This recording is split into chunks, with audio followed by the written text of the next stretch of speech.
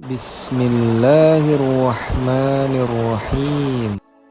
Assalamualaikum Sobat Muslimpreneur. Dalam bisnis tak jarang kita menjalin kerjasama atau bermitra, misalnya antar pemodal dan pengelola. Nah, Islam sudah mengatur tentang akad kerjasama semacam ini, yaitu akad syirkah. Apa itu syirkah? Syirkah bermakna persekutuan, yaitu kerjasama antara dua belah pihak atau lebih yang bersepakat untuk melakukan suatu usaha dengan tujuan memperoleh keuntungan. Hukum syirkah adalah mubah atau boleh, sebagaimana firman Allah Subhanahu wa Ta'ala yang artinya, "Aku adalah pihak ketiga dari dua pihak yang bersyirkah selama salah satunya tidak mengkhianati yang lainnya.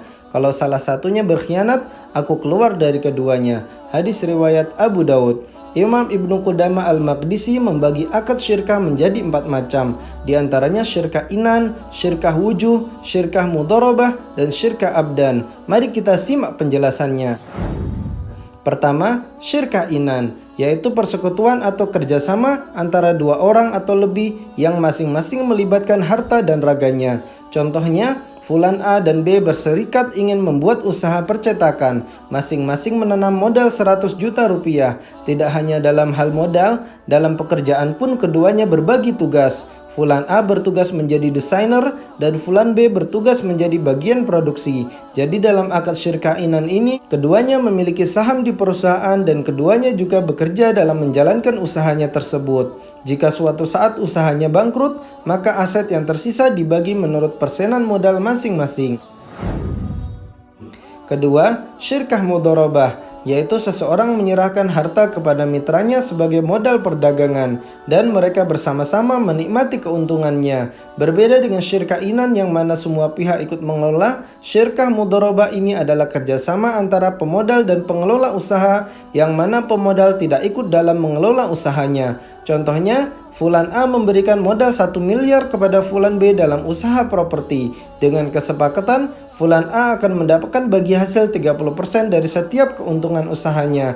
Maka ketika usaha untung 100 juta, maka 30 jutanya adalah hak dari Fulan A. Jika terjadi kerugian, pengelola tidak wajib mengganti kerugian, kecuali kalau kerugian itu disebabkan kelalaian dari pihak pengelola.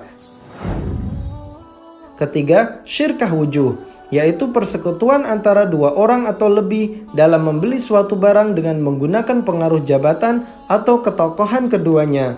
Contohnya, Fulan A dan B adalah seseorang yang terpandang dan terpercaya di masyarakat. Keduanya bersepakat untuk bekerja sama dalam sebuah perdagangan. Keduanya membeli sebuah barang dengan cara kredit atau hutang kepada Fulan C.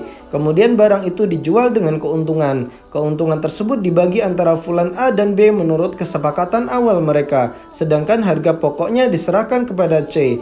Jadi dalam syirkah wujuh ini tidak melibatkan modal dan pembagian keuntungannya berdasarkan kesepakatan mereka saja.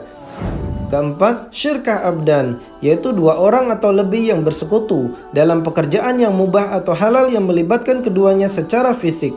Dalam kerjasama ini tidak melibatkan uang, tetapi hanya bekerja sama secara fisik. Pembagian keuntungannya sesuai dengan kesepakatan semua pihak yang terlibat. Contohnya, Fulan A dan B bersepakat bekerja sama dalam berburu rusa di hutan dengan kesepakatan akan dibagi dua hasilnya. Lalu mereka berhasil mendapatkan 1 ekor rusa, maka 1 ekor itu harus dibagi dua, atau jika dijual uangnya harus dibagi dua. Nah, jika kamu mau usaha bareng-bareng, maka perhatikan di akad mana yang hendak kamu jalankan, agar jelas bentuk kerjasamanya dan jelas pembagian hasilnya. Jangan sampai niatnya syirkah, malah jatuh ke dalam kubangan riba. Misalnya kita menanam modal ke suatu usaha dan kita mendapatkan bagi hasil yang fix atau berdasarkan persenan modal, maka ini tidak termasuk syirkah yang dibenarkan dalam Islam, melainkan termasuk dalam hutang piutang yang mengandung riba. Waspada jika ada yang mengajak menanam modal, perhatikan kesepakatannya. Jika sesuai Islam dan terpercaya, silahkan diikuti. Tapi jika tidak sesuai ketentuan Islam atau sudah sesuai tapi tidak bisa dipercaya, maka jangan diikuti. Like jika video ini bermanfaat, subscribe biar nggak ketinggalan video berikutnya. Barakallahu fikum. Wassalamualaikum warahmatullahi wabarakatuh.